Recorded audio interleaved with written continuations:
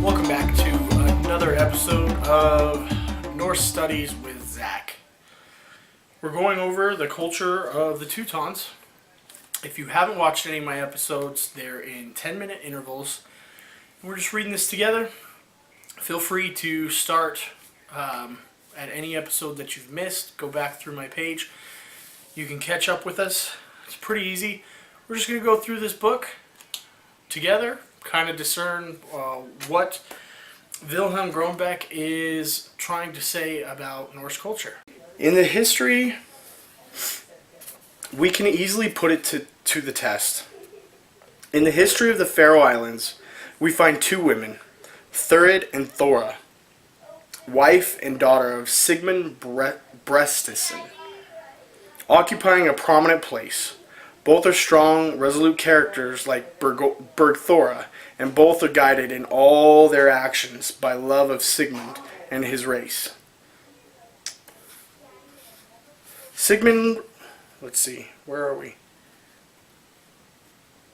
Sigmund was an ideal chieftain of the Christian Viking period, strict on the point of honor, never relinquishing a shred of his right, and always able to gain his cause, frank, brave, and skillful, altogether a man to admire and remember.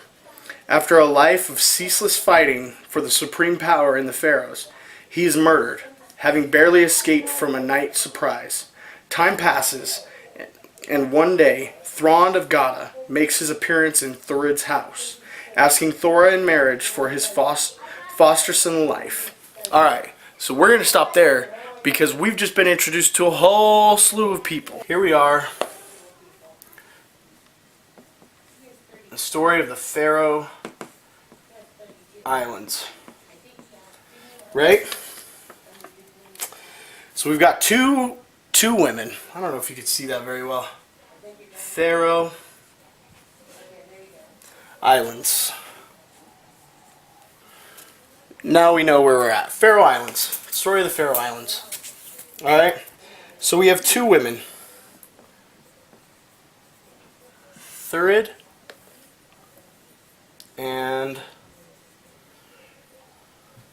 Thora.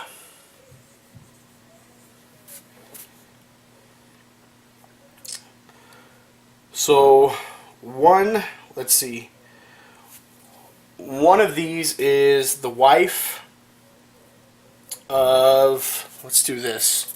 Let's kind of set this up the right way. So Sigmund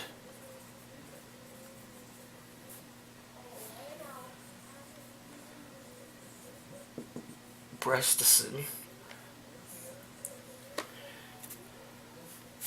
We've got Thurid and Thora. One of these is his wife, one of these is his daughter. We haven't figured out which one yet. Both are strong, resolute characters like Bergthora in the last story, where Bergthora, the wife of Njal, made an oath to Njal that their fate would be the same. And both are guided in all their both are strong, resolute characters like Bergthora, and both are guided in all their actions by love of Sigmund and his race. So by love of Sigmund and his people. Sigmund was an ideal chieftain of the Christian Viking period, strict on the point of honor, never relinquishing a shred of his right, and always able to gain his cause. Frank, brave, skillful, altogether a man to admire and remember. After a life of ceaseless fighting for the supreme power in the Faroes, he is murdered, having barely escaped from the night surprise. Time passes, and one day, Thrond, here we go, here's a totally different name, Thrond of Gata. Thrond of Gata makes his appearance in Thurid's house, asking Thora in marriage for his foster son, Life. So Thrond of Gata has a foster son named Life. So this is his... F is for foster son. Foster son. Right? Well, that's awful. Let's just get rid of that little thing right there and put an F. A real F. Foster son. Alright. So, already we've got Thrond of Gada coming into Thorid's house asking for... Thrond of Gada makes his appearance in Thorid's house asking Thora in marriage for his foster son Life.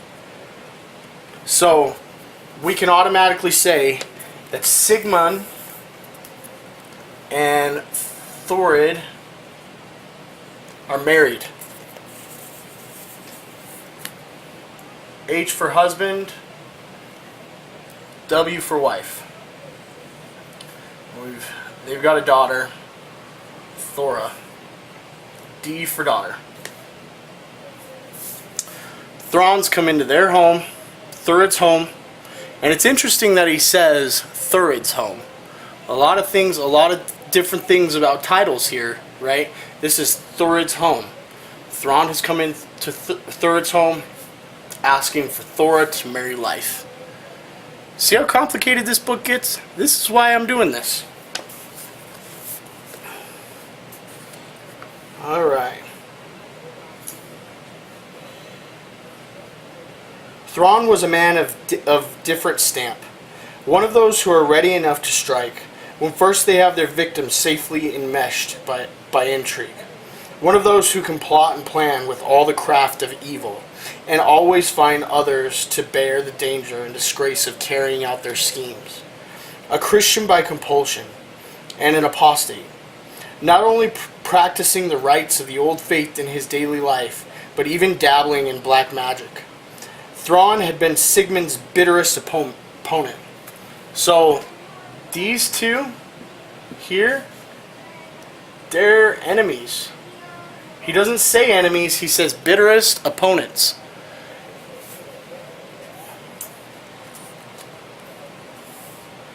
It was he who had arranged the killing of Sigmund's father.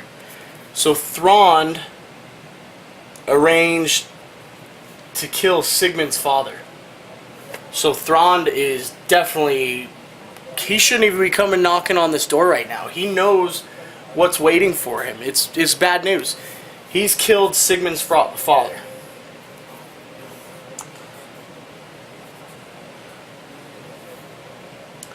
And the surprise attack which ended in Sigmund's death was led by him.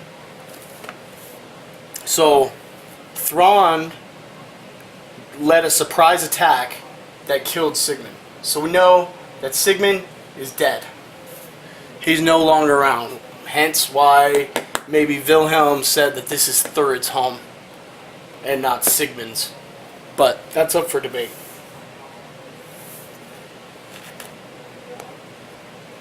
Yet Thora holds out to her suitor the prospect that she will accept his offer if he and his foster father give her an opportunity of avenging her father. And she keeps her promise. She marries Life and has her reward in seeing 3 men killed in honor of her father. I'm going to stop right there. If you guys want to get something else out of these videos, if you want them to be longer, if you want them to be shorter, please comment below. Rate, comment, subscribe. It helps me out. Otherwise, we'll see you guys next time. Have a good one.